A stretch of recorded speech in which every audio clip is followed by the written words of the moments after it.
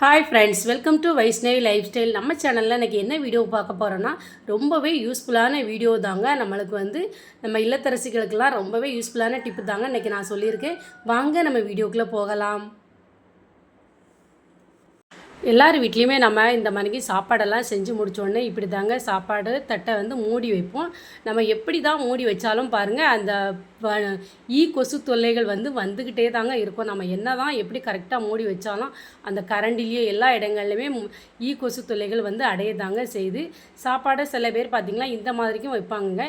இப்படி வைக்கிறதுனாலே அது உள்ளுக்குள்ளே போய் எப்படினாலும் அந்த கொசு தொல்லைகள் வரத்தாங்க செய்யும். அந்த மாதிரிக்கெலாம் இல்லாமல் இருக்கணும்னா நான் இப்போ சாப்பாடு மட்டும் உங்களுக்கு எடுத்து காமிச்சிருக்கேங்க. இது சாப்பாடுக்கு மட்டும் இல்லைங்க. நம்ம சாப்பாடு, சாம்பார், கூட்டு, பொரியல் எது வேணாலும் நம்ம செஞ்சு வச்சுருந்தாலுமே இந்த மாதிரிக்கு நம்ம பக்கத்தில் கொஞ்சமாக தண்ணி எடுத்து வச்சுக்கலாங்க. சாப்பாடு இப்போ நம்ம பரிமாறிட்டு அப்படியே நம்ம இந்த மணிக்கு பக்கத்தில் தண்ணி வச்சுட்டு அந்த கரண்டியையா நம்ம தண்ணிக்குள்ளேயா போட்டு வச்சிட்டோன்னு வச்சுடுங்களேன், எந்த ஒரு கொசு தொல்லையுமே நம்மளுக்கு அடையவே அடையாதுங்க.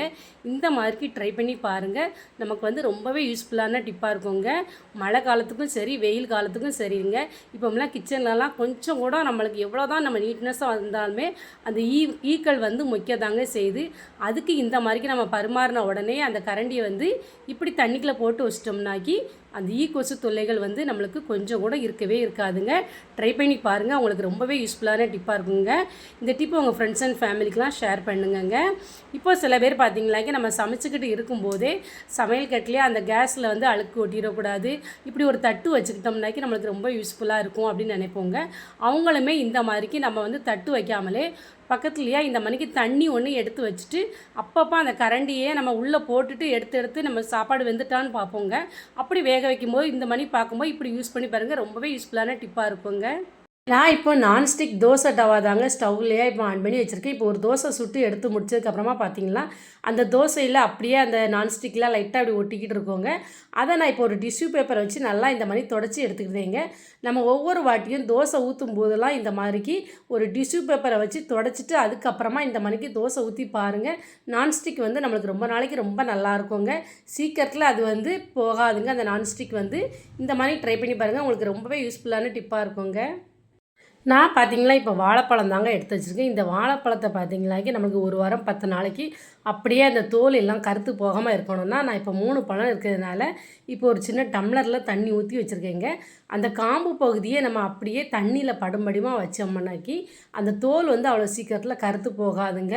10 நாளைக்குனாலும் அந்த தோல் கருத்து போகாமல் நம்மளுக்கு வாழைப்பழம் நல்லா ஃப்ரெஷ்ஷாகவே இருக்குங்க. இந்த மாதிரிக்கு நீங்களும் வாழைப்பழம் வாங்கினீங்களா இந்த மாதிரி ட்ரை பண்ணி பாருங்கள். ரொம்பவே யூஸ்ஃபுல்லான டிப்பாக இருக்குங்க. பிடிச்சிருந்தா மறக்காமல் லைக் பண்ணுங்கள்.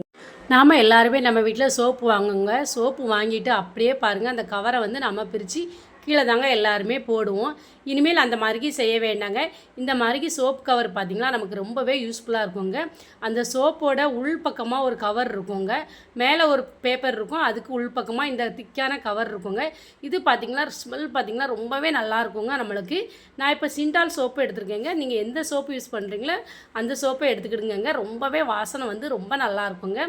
இதை போய் நம்ம அந்த உள்பக்கமாக இருக்க அந்த கவர் தாங்க நான் எடுத்து வச்சுருக்கேன். இப்போ நம்ம துணிலையா அடிலையா இந்த மாதிரி வச்சுக்கலாங்க, பீரோ இல்லையா. அப்படி இல்லைன்னா நம்மளுக்கு நிறைய கவர் சேர்ந்துருச்சு அப்படின்னாக்கி எப்போதுமே இந்த மாதிரிக்கு துணிக்கு ஒவ்வொரு துணிக்கும் கூட உள்ளே வச்சுக்கலாங்க. ஸ்மெல் பார்த்திங்களா ரொம்பவே நல்லா இருக்குங்க. அதனுடைய வாசனை பீரோவில் நம்ம ஒவ்வொரு நேரமும் திறக்கும்போது பார்த்திங்களா அந்த சோப்போட வாசனை ரொம்பவே நல்லா இருக்குங்க. இந்த மனம் இந்த மாதிரிக்கு நாம் அந்த வேஸ்ட்டான கவரை தூக்கி கீழே போடாமல் இப்படி யூஸ் பண்ணி பார்க்கலாங்க. ரொம்பவே நமக்கு யூஸ்ஃபுல்லான டிப்பாக இருக்குங்க. நம்ம வீட்டில் இந்த மாதிரி சாம்பாரெல்லாம் நம்ம ரெடி பண்ணுவோம். அந்த சாம்பாருக்கு நான் சொல்கிற மெத்தட் படி நீங்கள் தாளிப்பு பாருங்கள். இந்த தாளிப்பு நம்ம சாம்பாரையே ரொம்ப டேஸ்ட்டாக ஆகுங்க. நான் இப்போ கடுகு, உளுத்தம்பருப்பு, வெந்தயம், சீரகம் சேர்த்துருக்கேங்க. இன்னொரு பொருள் முக்கியமானது இந்த சின்ன வெங்காயம் தாங்க. இந்த சின்ன வெங்காயம் ஒரு 2 வெங்காயம் நீங்கள் சேர்த்து பாருங்கள். அந்த தாளிப்போட சாம்பார் ரொம்பவே நல்லா இருக்குங்க. வெந்தயமும் நம்ம இன்னும் கொஞ்சம் எக்ஸ்ட்ராவே சேர்த்துக்கிட்டோம்னா அந்த சாம்பார் ரொம்பவே டேஸ்ட்டாக இருக்குங்க. இப்போ நான் சாம்பாருக்கு தாளித்து ஊற்றுறேன். நம்ம காய்கறியே சேர்க்காமல் இருந்தாலும் சரிங்க, இந்த மாதிரிக்கு தாளிப்பு பாருங்கள். அந்த சாம்பாரோட டேஸ்ட் வேறு லெவலாக இருக்குங்க. நம்மளுக்கு காய்கறியே இல்லாத சாம்பார் கூட அவ்வளோ டேஸ்ட்டாக இருக்கும். இந்த மாதிரிக்கு இந்த பொருட்களெல்லாம் சேர்த்து பார்த்தோம்னா அந்த வெங்காயம் சேர்க்குறது ரொம்பவே டேஸ்ட்டாக இருக்கும். ட்ரை பண்ணி பாருங்கள். நான் சொன்ன இந்த டிப்பு எல்லாமே உங்களுக்கு ரொம்ப யூஸ்ஃபுல்லான டிப்பாக இருக்கும்னு நினைக்கிறேங்க. இந்த வீடியோ உங்களுக்கு பிடிச்சிருந்ததுனாக்கி மறக்காமல் சேனலை சப்ஸ்கிரைப் பண்ணிக்கிடுங்க, லைக் பண்ணிக்கிடுங்க. உங்கள் ஃப்ரெண்ட்ஸ் அண்ட் ஃபேமிலிக்கெலாம் ஷேர் பண்ணுங்கங்க. இந்த வீடியோவை பார்த்த அனைவருக்கும் நன்றி.